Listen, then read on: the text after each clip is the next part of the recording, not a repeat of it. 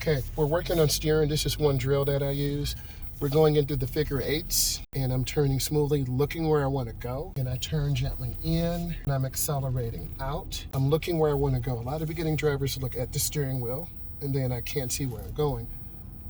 So smoothness, the figure eight drill is really good for beginning drivers or young drivers. Nice and smooth, looking where I want to go.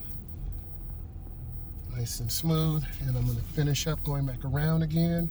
So you want to split it in half, and I'm going slow, not overturning the wheel. I'm looking where I want to go. Always look where you want to go. That was a good turn. And then I'm going to come out, and I'm going to finish down at the bottom. This teaches good hand over hand, good speed control, not overturning or underturning, going in smooth. This builds a rhythm. We want your beginning drivers to have a rhythm going in smoothly, and it's really peaceful. And these are some drills that you can do to help your beginning driver. If this brought you value, give it a thumbs up, subscribe.